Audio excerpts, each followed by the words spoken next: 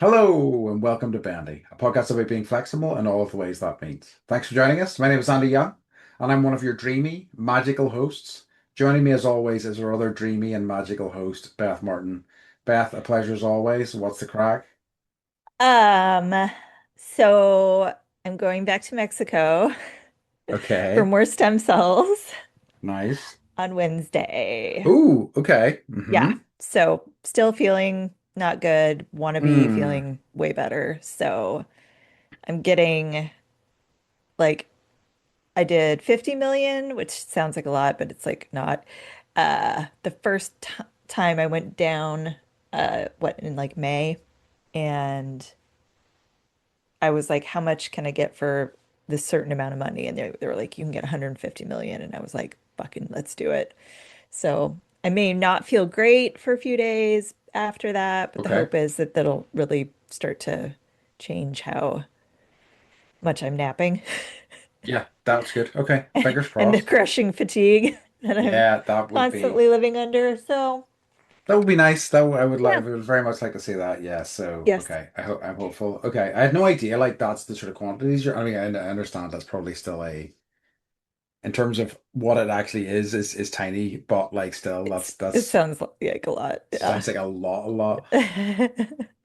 And then we have a friend who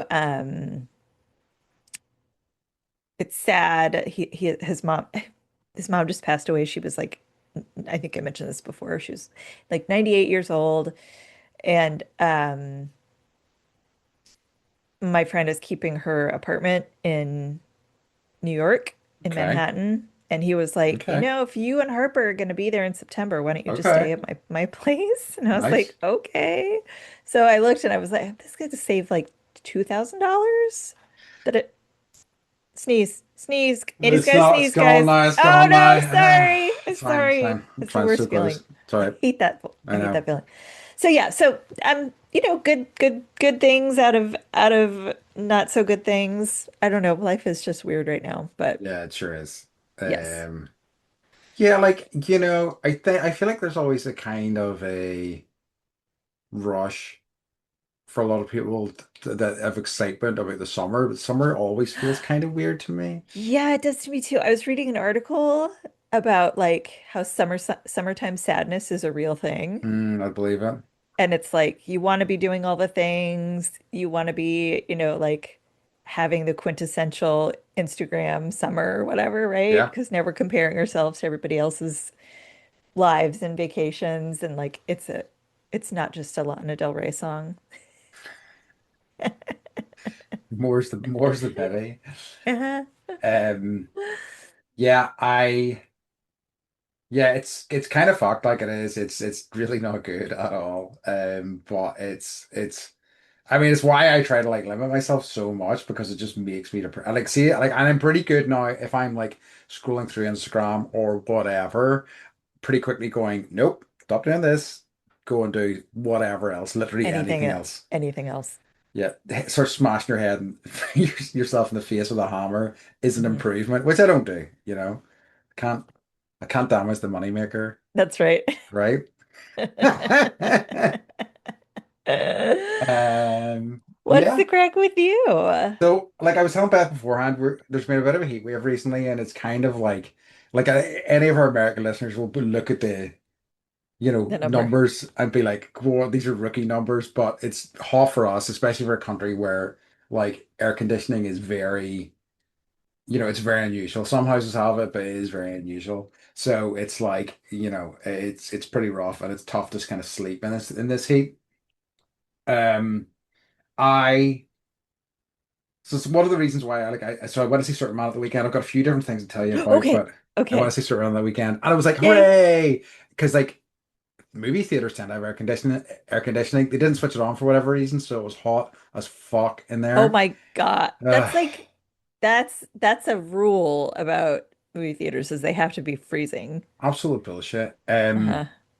Okay, so I really liked it. It's like really weird, very nerdy. I really like because like it definitely is setting up some stuff, but that felt very minor. and it felt like a lived-in sort of complete universe. Even the setup at the start of the movie, there's a bit of like text basically saying, metahumans have been around for a while. Superman has been around for 3 years, and so he has had a bit of time, but he's still fairly new. Um, but it was great. I really enjoyed it. It's chaotic, but I really think that they do a good job of handling all the different stories and different characters and kind of making them all have interesting and fun things to do. Hmm. So we're rewatching the original four Oh, Superman movies with Christopher Reeve. So we've done one and two. And I will say, like, there's definitely like some plot holes where like, why did like how did he get be- he picked up a green crystal and now he's got his powers back? Like what?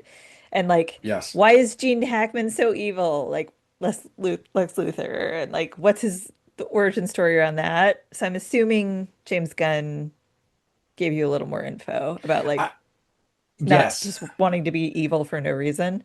I think one of the big problems with the original movies and like with nearly all of the Superman movies prior to this, even like the recent-ish ones like Man of Steel, is that there's like not a ton of appetite for really leaning into the weird shit. Like, because what's Hmm. great about this in particular is like Crypto's in it. Yeah, And like Crypto is Superman's dog, who has also got superpowers, if people don't know, and he rocks. yeah. And it's a great addition. And like, I, sorry, go on. I heard he stole the movie. Oh, he's really fantastic. He rocks. Nearly every time he's in, it's great. Um, and he is a sweet boy, but he's also a troublemaker. He's a really big troublemaker. But really good. I really enjoyed it a lot. Like, and it's like, because what I have been saying with the original films, there had been a real hesitation to do any of the weirder shit. And like when they do, like General Zod, for example, it kind of works well, but like, they don't. They're so fearful of go like even though the central premise is weird and strange, but it's like, oh, we can't have any of his weird rogues gallery because we don't want to be seem too strange. Um, but yeah, it's very, very good and very yeah, again, really leans into the insanity of the comic book world in a great way. Awesome. So yeah. Um, the other thing was we had, I think I've talked about this before, we had the 12th of July celebrations over here over the weekend. What So is that? What is oh, that? Is that I will give you having to do like with the Troubles? yes, kind of. So Okay. Okay. basically for the nationalist community, am I right, or unionist? I'm the worst Protestant It's okay. ever. It's I, okay. You're I, talking to someone that knows nothing, so I, whatever you say, I I will believe. get abuse about this from people. And so basically, the Protestants kind of side of things has a celebration on the 12th of July every year, and it's a celebration of a battle. Okay. Sorry, I thought I heard barking. A celebration That's of a okay. battle where a Protestant force essentially beat a Catholic force. And as part connected to that, they have like bonfires, and they have like these big bonfires, and the bonfires are set up all across the north, and they light them on the 11th night, and then on the 12th there's parades with bands and things like that playing. So Didn't you? So do you remember when you took me to that the very top hill lookout point mhm, where we could see like Belfast and Carrickfergus, and you were telling me like about some day that happens every year, and you can go up there and you could just see like fires yes, all over. Okay. that's it exactly, yeah. See, I um listened. you do listen to it, yeah, like, it's such a load of bollocks, and it's just completely meaningless to me anyway. Hmm. Various parts of the um various towns in particular really go all out, and one of the places, so I was going to visit a friend on the Friday night, which was the 11th night when the fires were lit, and we went and had a drink, and I dropped him off, and in his town in Larne they have a big celebration, and he's like, do you want to go down and have a look? And I'm like, yeah, I kind of do. So we got a bit closer, and we walked in. They had bumper cars like Dodgems that Yeah. right? They had a ghost house. They Okay. had a colossal, those rides you find at amusement parks that like lift you up really high and drop you And down. drop They you. had like in terms of freestanding one that's not like, one that like is clearly transported there. I've never seen one as big, and it was just this big, like glowing, like it was lit up like a Christmas tree. Um, and they also had like a DJ stage, DJs playing. They had like food trucks. They had like, trucks selling Union Jack flags and everything. And it was just fucking wild. And like I get the biggest bonfire I've seen, like I think in the north for sure. I'm going to send you a video of this afterwards, and you can maybe Okay. share it so people can see this. But it Okay. was just kind of wild because like it's not, I am from that side of the fence, but I don't give a shit about any because a lot of it seems so rooted in divisiveness, and like that's not, I don't care about Yeah. that. Yeah. So I just kind of avoid a lot of it and have for many, many years. But it's kind of Good. fascinating to Good see, strategy. right? But it is kind of fascinating to see, and it's kind of fascinating how like much of a kind of festival it was down there because I don't think I've ever seen that before. So very interesting. So that was the kind of my weekend. That's kind of what has been happening since I last saw you. Okay. Um, Interesting. do you have any questions actually before we I move on? mean, I guess do you think the majority of people are like celebrating, Mm, that's a good or they're question.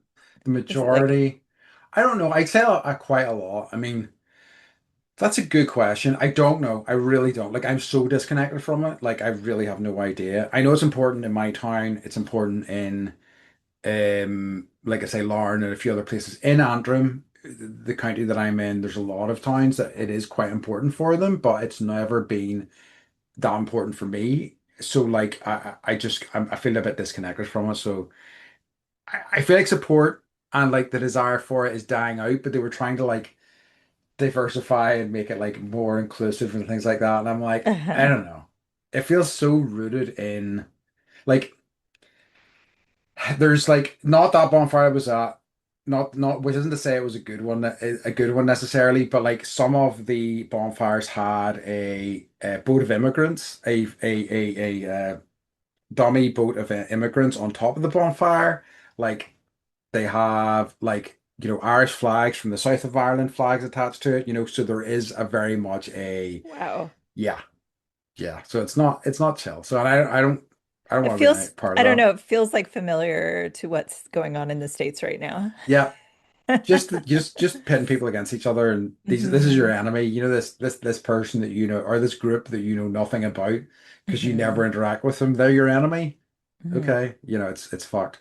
But yeah, so it's like as I say, I went into that to just check it out, and it was like fascinating to see, and I didn't feel unsafe because it was like such, but it was such a weird mixture of like people really drunk and also like families and stuff. So it Yeah. was just such an odd combination, but it's still not, I wouldn't imagine that you could come from a different country and feel super welcome there necessarily. So yeah, an odd one, odd experience. Hmm. But yeah, Weird. weird indeed. Um, but yeah, do you have any what's occurring for us this week? I do not. Do you? I do not know. Okay. All right, so we get into uh this week's episode. Yes. So do you want me to talk a little bit about it first? Yeah. Okay. Uh so Beth and I have been having discussions about the direction we want to take the podcast in. We both love movies. We've kind of chopped around a lot of ideas that involve those. So what we're going to try to do with this episode is maybe try a new format. We're going to call this episode the movie test of time, Willow, because what we're going to be doing and what our idea is that we're going to look at movies from our childhood that we watched, that we loved, or maybe that we haven't seen before, and see if they still kind of stand up today, and just kind of like analyze them and see how we feel about them. Hmm. Um, having and doing that, we love feedback from you folks. If there's any thoughts on that, if you miss the old format, or if you still think it sounds good, if you have suggestions for movies we could do, we would love to hear all of that. Yes. And we're still going to keep Andy's down with the streets Of and all that. course. The fun bits are Yeah, still going to be here. we're still But gonna have the up top stuff. Yeah, yep, yep, yep. But yeah, we're just going to try this out and see how it goes because we want to watch more movies and yeah, talk about them. So exactly. change is hard. but we can adjust. Exactly. And like, we've also said like it's not necessarily set in stone. We might just keep this for a while. We might see how it goes. Yeah. I mean, the title of our podcast is Bendy and it has been being flexible. Yeah, And I feel like this is just continuing on with that. So yeah, so we'll see how it exactly. goes. Yes. So yeah, so we got to watch Willow, Yeah. um, which came out in I don't know what year. At 1988, I believe. 1988. Okay. So, just like a quick synopsis, and Yeah. you can tag in here with me. Basically, it's like a world that Ron Howard, the director, created. Well, that's not true, actually. So, George Lucas created it, I think, didn't he? George Lucas wrote the screenplay, Yeah. Is and this, yeah, sorry, go on. so it's basically, kind of like in Lord of the Rings, where there's all these different types of communities and people, and they all look different, and some are big and some are little. Um, I've got all these facts that I want to start like rambling off, and I'm not going to do that. But Okay. basically, um, there is a prophecy that a baby will grow up and kill the queen.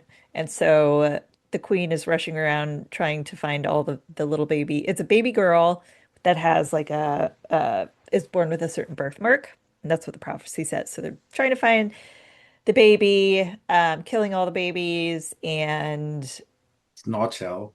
it's not chill. Yeah, it's like watching it with the kids, and they're like, "Is the baby gonna die?" And I'm like, "No, no, no."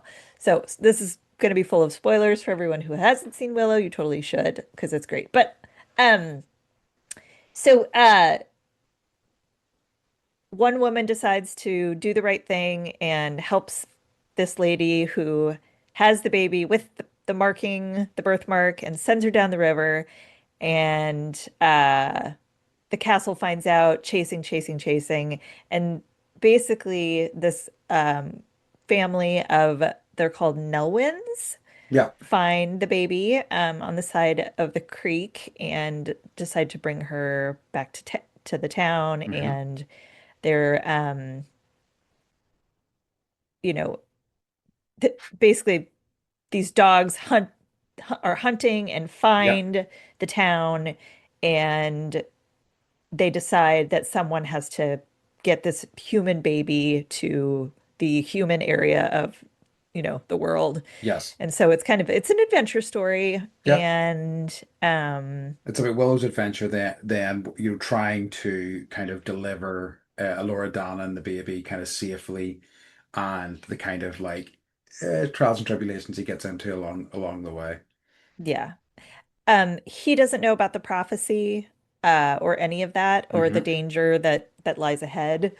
Um, so it's interesting too to see how he grows and develops throughout the movie and becomes, a great magician Yeah. Yeah, and saves the world. So, he and the does. baby. And the baby, all the above with some simple parlor magic. Yes. So, so, um, so it was directed by Ron Howard, Uh-huh. um, who has also directed movies like Backdraft, Parenthood, Cocoon, Apollo 13, and Splash. And that's just like the ones that I liked. But I think he won an Academy Award for A Beautiful Mind. Yeah, I think he did. Um, and yeah, George Lucas. So this is a fun fact. George Lucas wrote the script, I think, while he was filming Star Wars, and he was working with Warwick Davis, who plays Willow on Star Wars, because he was playing an Ewok, and George Lucas literally like wrote this for him Yeah. in mind. Which kind of rules. I do love that about it. I must say. I just we were just talking about Ron Howard. What do you think of Ron Howard as a director? I think that's a great question. Um, I think he has some undeniably great movies, yes. but I think that he feels more like a journeyman director rather than like an auteur or like a real sort of like like a I mean. Ridley Scott, I guess, or like somebody who works in these big movies, but feels like they are doing their own thing in some kind of way. I will say his movies are so varied, They are. right?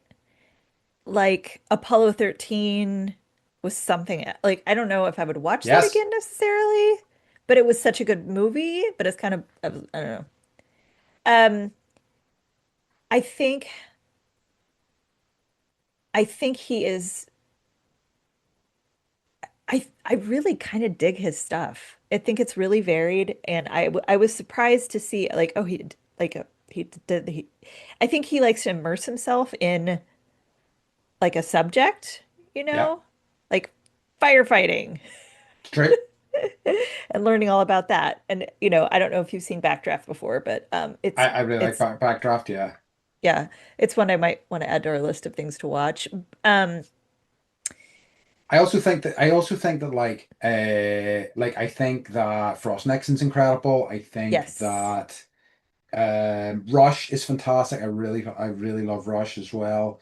Um, but like I'm just going through other stuff and I'm kind of like, there's some stuff. yeah, I really like Cocoon as well, actually, for that matter. yeah, yeah, Um, but like there's definitely some stuff I'm like, oh no, I don't. I mean, like I'm yeah. not a fan of the what do you call them? Angels and Demons, Dan Brown movies, those sorts of Hmm. things. So Hmm. like it's a definitely a roller coaster ride of a career. Oh, right. Did he do the Da Vinci Code? He did. Uh, Yeah, I know. uh. That's my Like I favorite Da Vinci remember, Code. yeah, yeah, not no, and like he did another one, and I can't remember, but it's like basically like he tackled Moby Dick.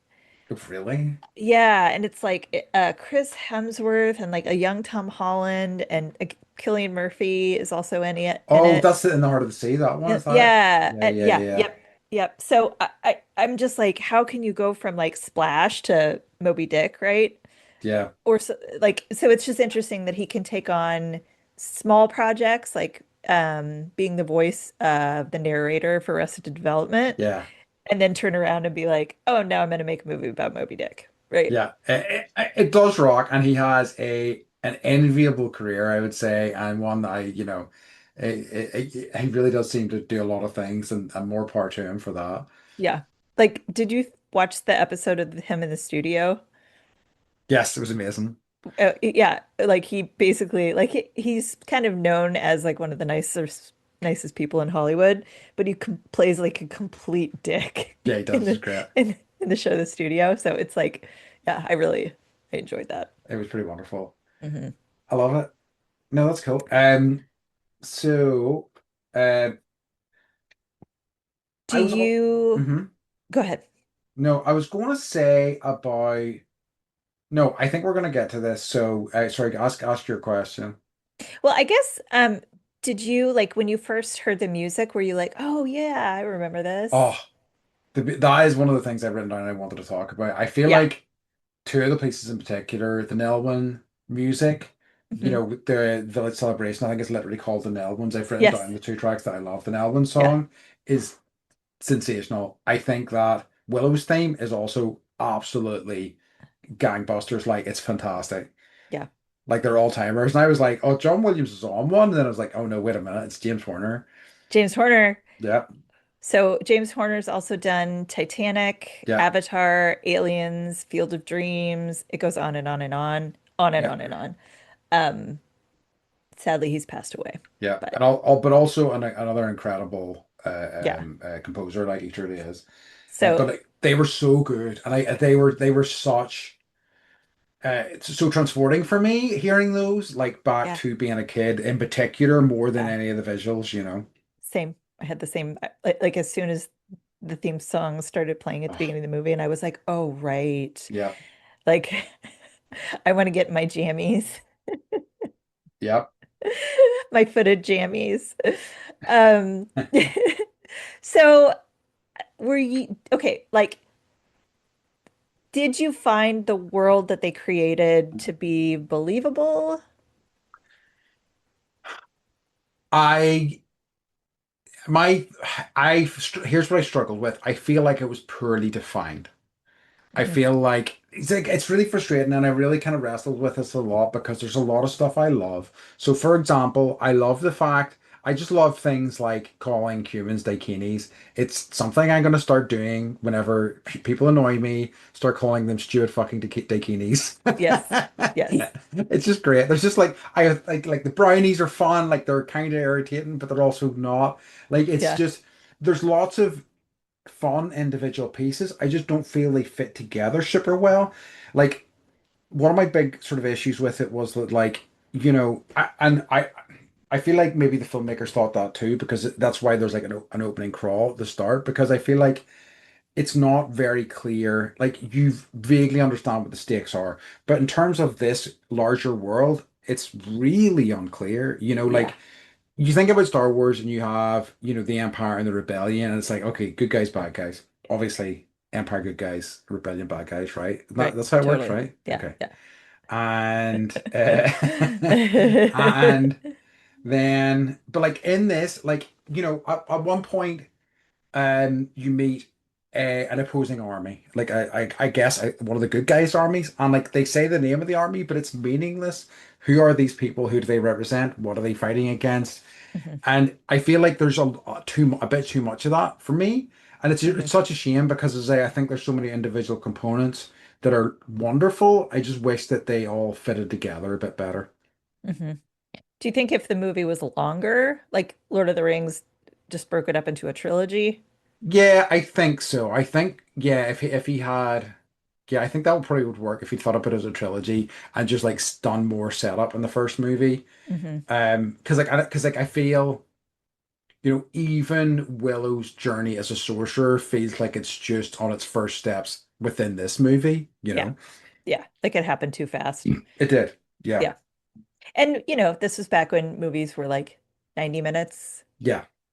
because that was apparently how long people will be able to sit in a seat. And That's now about we're in my like attention span, the yeah. 3.5 hour, I'm so bummed per, out by that when I'm like, yeah. look at it, I see a runtime and I'm like, motherfucker, why is this 3 hours? Why? Yeah. Yeah. Anyway. Yeah. Yeah. I was willing to overlook the kind of haphazardness, yeah, of the world. I thought that the Nelwyn village, Yeah. like the way that they put that together was really believable and just that everybody had jobs and, you Yeah. know, you knew who the asshole in town was. And I such I a got a prick. sense, I hate Virgo Hated him. gut. Yeah. I know. Um, but I also found out that Nelwyn is Welsh for beautiful people, which I Oh, that's liked. nice. Okay. Yeah, It sounds like Welsh, yeah. okay. Um, but yeah, I agree that it was a little. I just yeah, the arc of the journey was a little not arky, I guess. Yes. It's It's kind of bumpy. yeah, Yeah. It didn't flow super well, and I feel like it just, initially, and I guess this was a way to kind of introduce Mad Mardigan, but there's a scene like there's probably about 15, 20 minutes of the movie where they're just like sitting in the same place for ages. And I'm yes, just like, okay, let's get things moving again here, shall yeah. we? So they're sitting at the crossroads, right? So they decide that they're going to send, a team of Nelwyns with the Hmm. baby to find the Dakinis and give the baby to a Dakini, right? Yeah. Get her back to her people. Um, so they end up at this crossroads where they meet this other character, Mad Mardigan, who's played by Val Kilmer, one of my favorite characters of all time, I Oh, it's think. incredible. I know. I was like, like the hair, the fact that he's running around wearing a woman's dress for the entire movie. It's just like, Tremendous. yeah, uh, great character, great comic relief. I honestly think my love of this film is purely due to Mad Mardigan. I think that is why I like it. Hmm. And like, I think if he wasn't in it, there wouldn't be very much to like pull me in, really. But Yeah, he's so magnetic and he's so good in it. yeah. Um, so but also I was thinking about the crossroads itself, right? Because you're at this point of, you know, I think when they meet Mad Mardigan, that's kind of where the story turns, Yeah.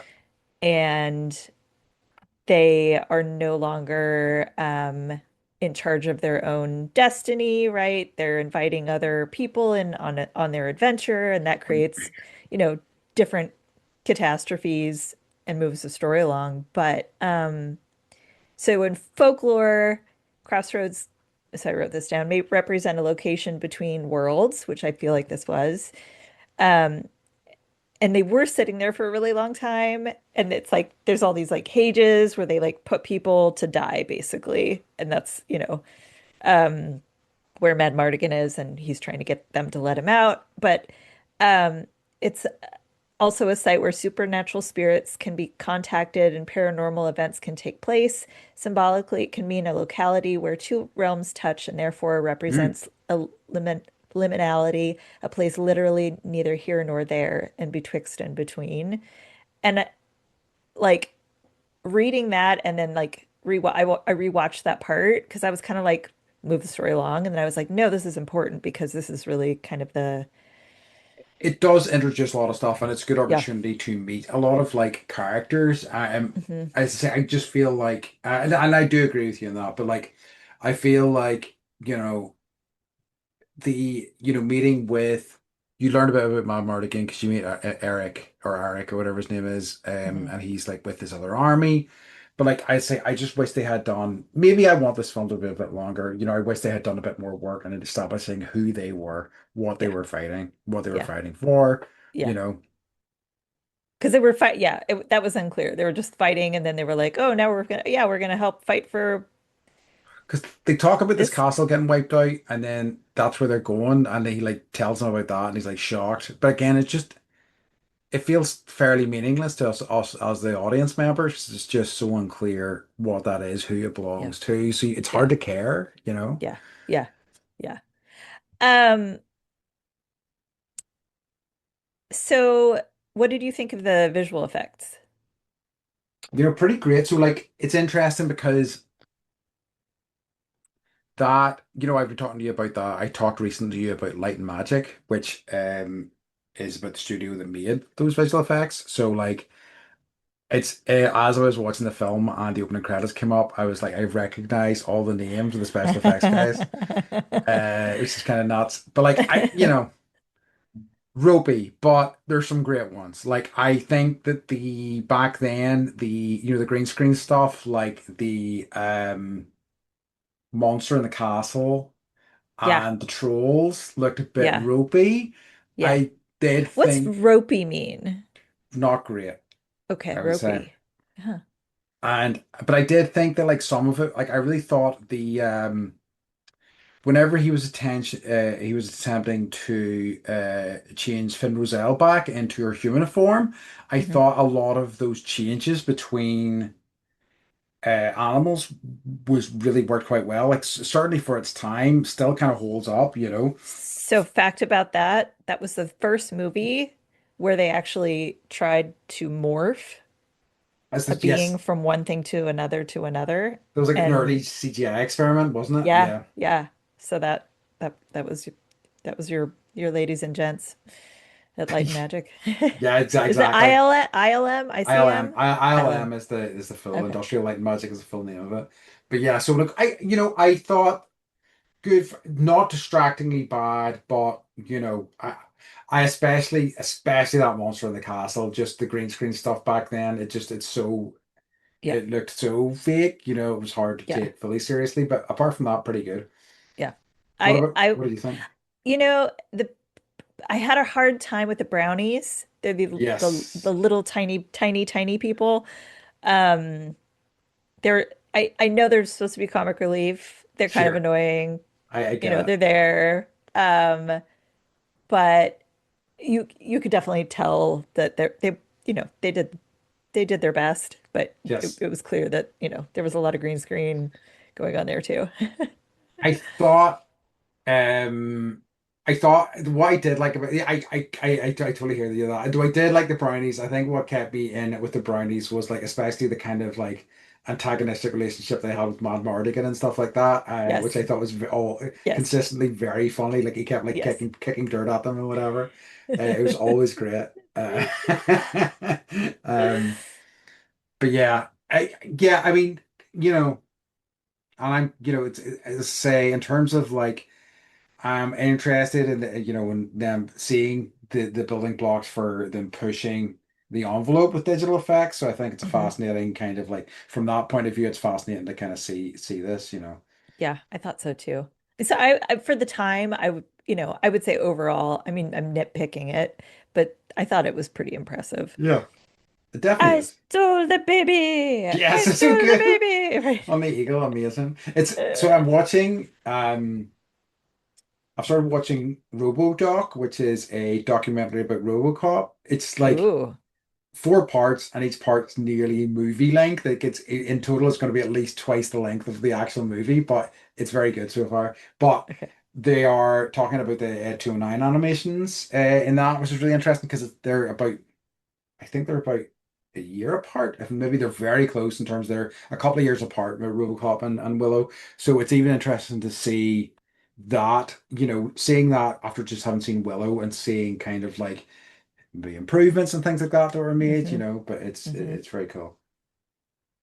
Um, did you notice, like, I guess was the story different enough from other things? Did you notice like common themes I feel like it with is. other stories or movies?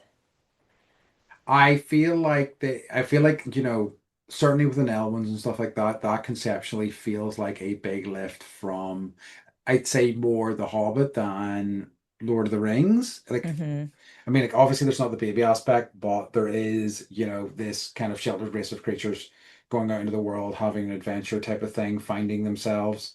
hmm Um, like even I think about the I can't remember how he does it in The Hobbit, but like the trolls that Bilbo turns into stone, and like also Willow have these acorns that turn people, they just feel like there's a lot of hallmarks there. And I'm not one of these people who's like, oh, it's a rip off, it's a rip off. I do understand that, people take inspiration from things, and you can take inspiration from something, do a spin on it, and it can feel really fresh and original. But like I feel watching this with adult eyes, I saw too many of the influences too much, really. I think Yeah. even like obviously it's come from George Lucas. I think there's a lot of similarities to Star Wars in a lot of ways as well. Yeah. Yeah. Yeah. I was reading just what, other people's commentary, and they were comparing it to Star Wars. I was like also looking at it from like the Disney lens, right? Yeah. Evil queen, wanting to Yeah. have all the power, um, and prophecy. It Yes. just felt very kind of like Disney-esque, I guess, a little bit for me. Absolutely. Yes. Very absolutely like even like, a lot of the old kind of fairy stories and stuff as well, like a wee bit of hmm Snow White, a hmm wee bit of Cinderella, I can Exactly. see a lot of those things. Yeah. And then, but also, I think it was I love a good hero's journey Yes. story. And I think that, I liked that, Mad Mardigan was like the unlikely hero. Yes. And you're like, how is this going to go? But he ends up, being a good Dakini. Yes. And I also thought it was a lot about like fatherhood, honestly, and Yeah. like putting someone else, before you, and really um just watching. I don't know how they got that baby to like be as cute and like responsive. True. Um, Good job, baby, for acting so well. Good baby acting, baby. Yeah. Yeah, I would have, put that baby up for an Oscar, man. It was totally believable. It was a very good baby actor, I must say. Um, yeah, I think that um, I I enjoyed it rewatching it again, but like I think I was just frustrated that things didn't just fit nicer. I feel like it could have done with a wee bit more time, maybe in script or something like that, and I felt that like they did the Mad Mardigan disappears and returns thing a few too many times. Like I think Yeah, once is maybe enough, honestly. And yeah. I feel like they could have moved things around a wee bit so that it only really needed to happen once. Because like for Willow being the main character and he didn't feel, I don't know, the thrust of the kind of story didn't seem to like revolve around him as much as it should have for somebody who's a main character. Hmm. I think that's why I felt it felt a bit disjointed to me. I think if they had focused more on his journey to like really becoming a powerful sorcerer Yes, and less on, I don't know. I don't know what you could do less of because you've only got 90 minutes, but that story arc could have been really cool. I agree. Yeah. I, Um, no, I think and so it's too. like, yeah. I think there's Uh, a lot of false starts, and I don't think you really need quite as many of them. yeah, that's a good way to describe it. Yeah. Um, so there was this scene, it's like, okay, because it's us, we do what we do, and I'm gonna go in a random direction. Do But it. there's a scene where they're on the top of the mountain, and all of a sudden, like they're sledding down and they're Yeah. escaping some, right? And then like Mad Mardigan becomes this giant snowball, like he's rolling down the hill and he like runs into the town. So I worked at a college for a decade, and this is in the newspaper, so I worked at Reed College in Portland, and the students did these two math majors decided they were going to build a giant snowball and roll it down the hill. Okay. And it was like so big that I made the paper. Calculation error, math majors send massive snowball rolling into dorm. Two math majors at Reed College lost control of a massive snowball that rolled into a dorm, knocking out part of a bedroom wall. No one was Whoa. injured. Yeah. I was working there at the time, and like we're all like looking down the hill and there's this huge snowball, and like yeah. So you can build a snowball so big that it can knock down a wall. It's kind of fascinating. So it really should have Mad Mardigan Snowball should have easily taken out that wooden hut, is what we're thinking. Yes. Yeah. Yes. Absolutely. Like I think that sequence is a such a summation of my both things I love about that film and my frustrations with it because like that especially at the end felt kind of silly and dumb. Also, I don't know whether you noticed, but whenever like Bob Mardigan and Willow were on the sled, there Uh-huh. was a few shots. There was a very clearly a dummy, like Willow, Yeah. like a Yes. really obvious dummy, and Yes. I'm like, come on, Yes. guys. Is this the one that want to use? But like, I feel like just before that, um, you have a scene which is glued into my memory because, like, there's been so much about like when we first meet Mad Mardigan. Is he the real deal? Is he just a shyster? Is he like actually a great warrior? And he like fights off a few people. And Willow just looks up at him and goes, "You are great." And he kind of smiles and swings the sword around and he falls on his ass. And it's such a perfect character moment. Like it really is beautiful. And again, then it's just undercut by some daft shit directly afterwards. Yeah. Then you were immediately annoyed. Exactly. Exactly. So yeah. Yeah. Oh, I'm hearing some Um, barking. there I hear a little something going on in the background. Um, so I have some fun facts. Mhm. So Warwick Davis, who plays Willow, guess how old he was when they were shooting? Oh, I know this. Okay. 17. 17 years old Do you, do you with know this two other? So, children and a wife. yes. Do you know how old the actress who was playing his wife was? Do you want to No. hazard a guess? They're in her like 20s, 30s? No, how old? So 40s? um, she hadn't been an actress prior to this, and she only acted in a handful of things. I Um, loved her in this. she was great. She stole the scenes. She was so believable and sweet. And like when she cut her hair and like gave it to him, I cried. So nobody's exactly sure what age she was, but they think that she was somewhere between 47 and 50 years of age. Seriously?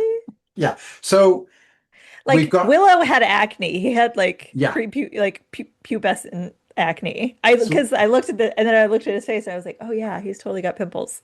so we've got to grapple with the very real possibility that Willow was groomed, Yeah, we do. right? Gross. It is gross. I mean, because like his children were like talking, so like Yeah, if Nelwyn's advanced the same way that Dakinis do, Dick's right. kids were like 3 or 4 years old, so like he was having kids at 13. That's not okay. That is not okay. So yeah. So that's something that we need to like, I think we need to like write to Ron Hart about and take him to task about that. Um, yeah. Right? You're right. Yeah. Dear Ron. Dear Okay. Ron, do better. So Uh-huh. so they did like an audio commentary and were they asked like Warwick Davis what he thought about working what it was like to work with Val Kilmer. Hmm. So I'm going to just read this. Warwick Davis explains that the question he gets asked the most what it was like working with Val. During the 1990s, Kilmer had developed a reputation of being an actor who was difficult, if not impossible, to work with. Yep. However, Davis said that he had very fond memories of working with Kilmer, describing him as having a great, wacky sense of humor and being very passionate and dedicated to the job. Kilmer also ad-libbed much of his dialogue. That kind of makes sense. It really I love feels it. Yeah, raw. It's yeah. because like so when he passed away recently, the Lonely Island podcast that I've talked about recently a lot did a tribute episode to him because a lot of them had worked with him before, specifically on Wow. The MacGruber movie. He played MacGruber's nemesis, who was called Conth. I don't know if you remember this. I've never seen Anyway, it. Cunt. it's Conth. Yeah, it's Cunte. Um, and the only thing that he pushed back against was a scene where MacGruber cut his dick off and made him eat it, and he refused to do that apparently. So yeah, so he has some standards, but they ended up, and then they also on that episode because Will Forte on MacGruber had worked with him quite a bit. He recounted a story where basically Val Kilmer, they kind of knew each other as a result, had a relationship, and Val Kilmer like moved in with him for like 3 months, and it everything about that is absolutely wild. It's an episode worth tracking down. The stories in there are fantastic because it's like Okay. they're like he was just a true eccentric. But he was an absolutely wonderful dude, and they talk about like all of them have stories about basically he walked whenever they were working with him. He arrived, he had this like lovely shirt on, and like Will Forte was like, "Oh, that shirt's beautiful. I really like it. Where did you get it?" He goes, "Oh," and just took it off and he just gave it to him. And he had nothing on underneath. He just gave him the shirt and was like, "Yeah, it's yours now." And so like it's just he sounds like as I say a true eccentric, so which I would imagine would be hard to work with, but it Mhm, sounds like he was a pretty wonderful human being in some ways. mhm. I think by the end of his life, I think he made peace with a lot. I read something else because he played Doc Holliday in Yep. Tombstone, Oh, so good.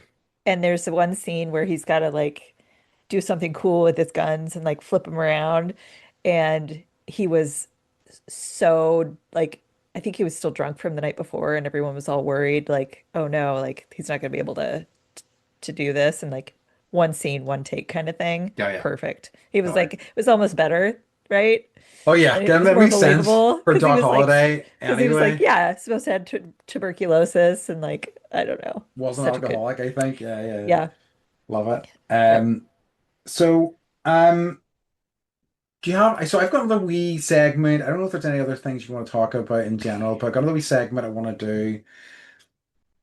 I have one thing, Hmm. I guess, like, what did you learn from watching the movie? That's a good question. Yeah, like the first time round or on this rewatch or Doesn't matter. okay. Uh I guess I learned how much Val Kilmer rules. I think it was probably my first experience with him, and like I was like, I love this guy. Who is he? I think I probably fell in love with Joanne Whalley a little bit. Hmm. Certainly my first time around, probably this time a little bit as well. She's absolutely Right. beautiful. Yeah. Um, And she's a badass. yeah, she rules. And yeah, like I think that, like I'm such a sci-fi guy. Like I do like some fantasy too, but I'm such a sci-fi guy versus fantasy. And I think that like I think that probably this was a such a, for me it was Star Wars. I liked Willow, but it was like I think the fact that it wasn't a sci-fi thing probably meant I didn't engage with it in the same way. So Hmm. it's just probably to me further reinforced my love of like sci-fi. Hmm. Yeah, I'm not a big fantasy person either. I have a hard time like I get annoyed I get annoyed at like the names, you know? Yeah, Like it just never like when people try and create these different worlds and like Nelwyns and Dakinis, I'm just yeah, like I don't understand. I don't get yeah. it. It's not my That jam.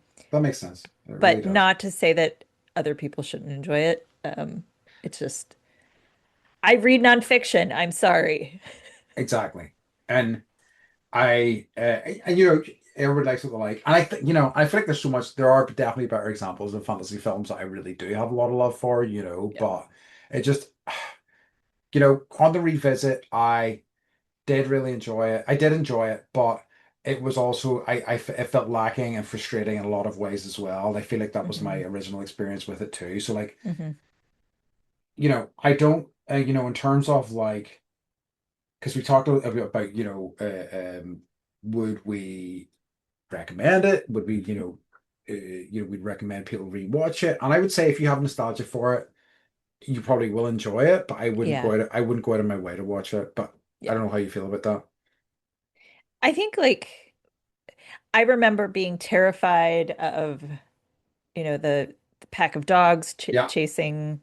I think as a child, they really did a good job of making it, you feel the urgency of the situation, but there's enough comedy infused that, that thank God for Madmartigan. Like the next animal I get, I'm naming it Madmartigan. it's good.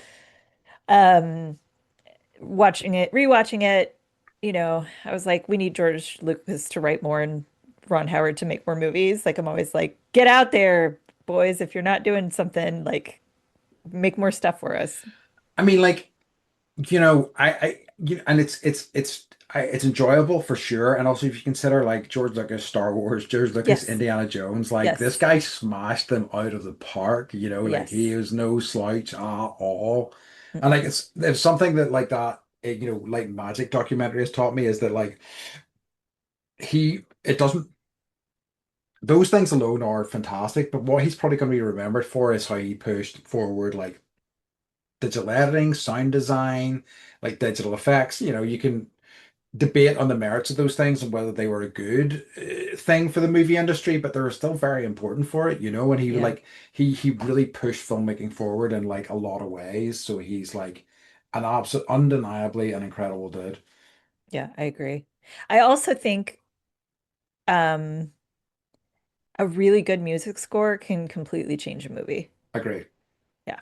I think that this is so like I think that the score in general is fantastic, but those two pieces every time just are like, oh wow. Every time they come on, Hmm. I'm like, yes, this has pulled me right back in. When my attention has wavered, I hear Yeah. those songs and I'm like, hell Yeah. yeah, let's go. Yeah. Yeah. Love it. Yeah. Okay, what surprise section are you adding? Hold on a second. I hear dog I craziness. heard it too. Oh my God. Don't become a dog sitter, everyone at home. It's probably because like a human has dared walk past in the pavement outside my house. Mm. Uh, okay, so my section is called my new section. I think I want to do this section for every movie that we watch. It's called Too Legit to Fit. Too legit to The full name, because I wanted to make it succinct, right? Is and I'll read this out to you. Too legit to open comma. No, wait, open bracket.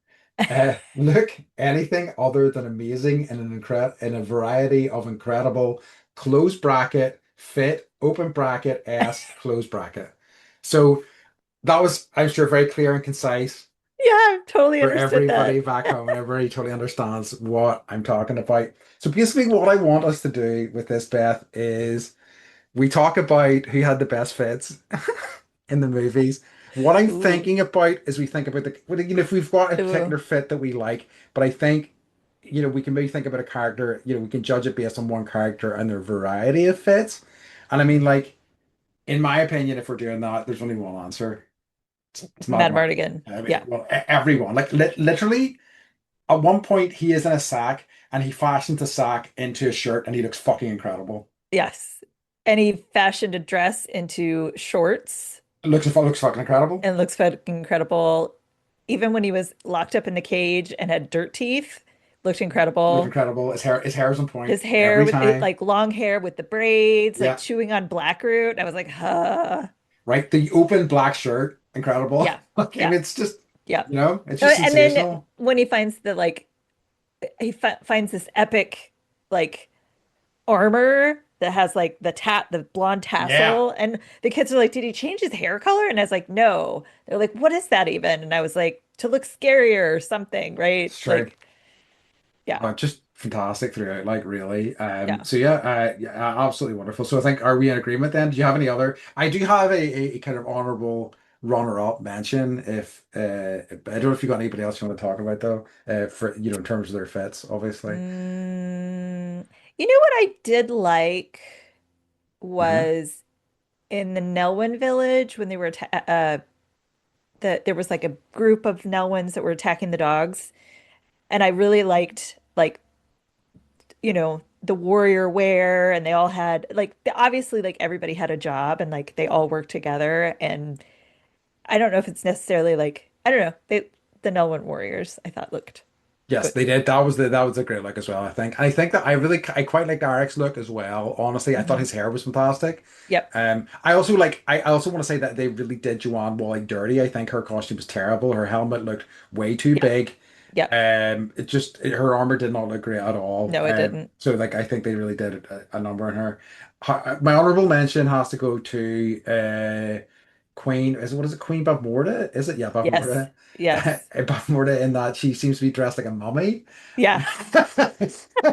She like opens her dress and she's got like mummy wraps on. Got mummy wraps on. I'm like, why? That's so impractical. How do you go to the You know, bathroom? she's But like, harnessing the power of lightning. but what I'm exactly that's That's true. what you wear. It's true. I just like she's embraced this look. She's going for it. Like, and she's not, she's just that's what she's doing, and I admire her for that. Even Yeah. though, as I say, it must be very difficult to go to the bathroom in, Oh God. right? I don't even know how that would work. But These are the facts I actually need to know. right? But I do admire her dedication to fashion. Yeah. So there you Yeah. go. Hmm. So do we like that segment, or are we going to keep I that do. segment I love for? it. Okay, cool. Keep it. Yep. All right, Yep. Yep. perfect. It works.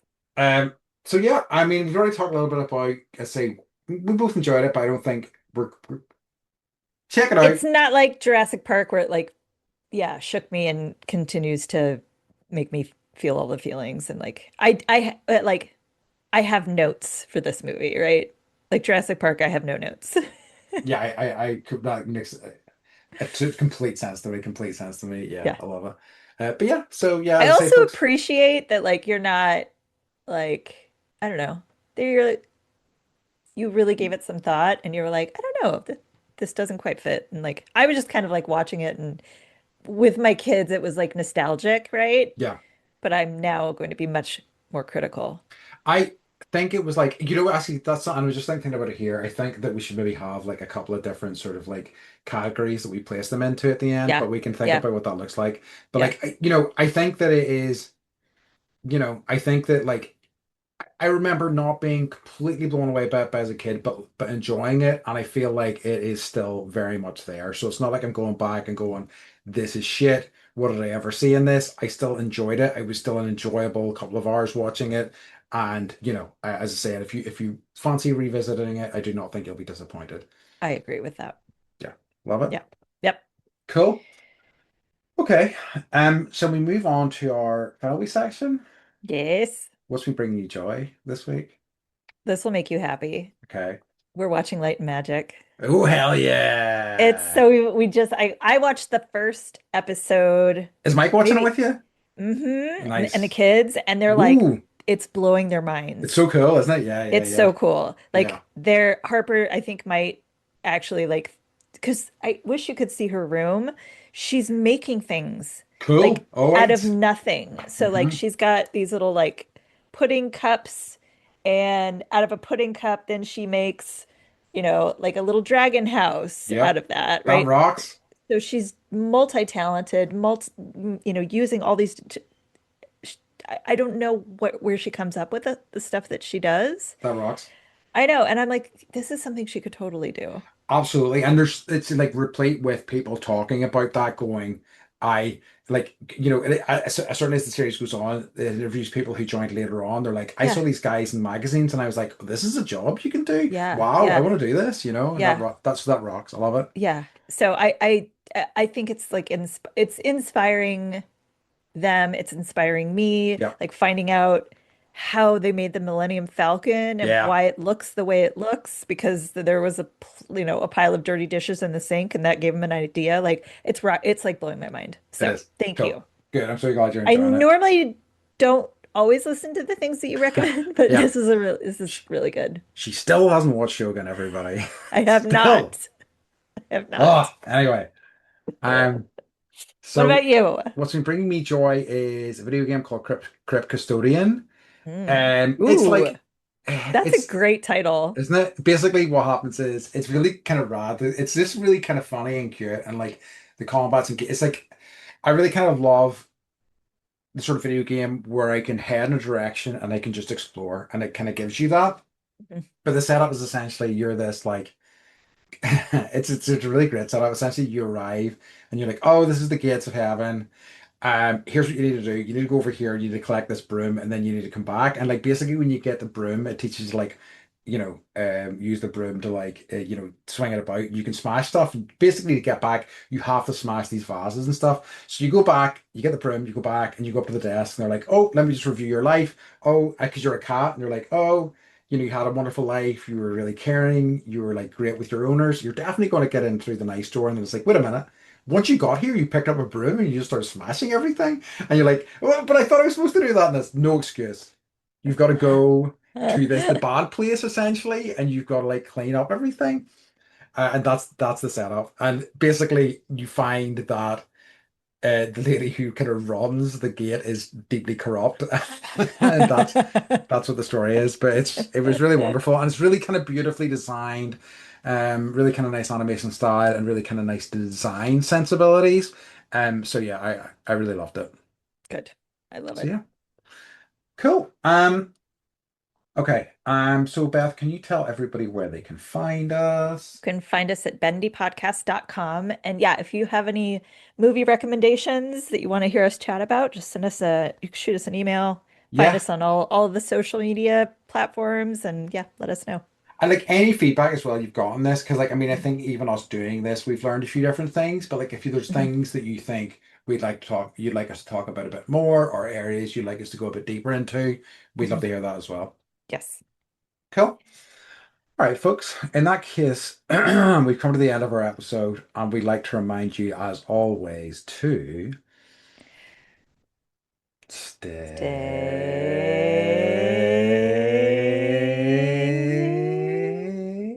bendy. bendy. Oh, beautiful. And Nice. a perfect one for our new venture. Right? Good Yeah. job, Andy. Yeah, good job, Beth. All All right, we right. love you. Love you guys. Bye Bye. bye.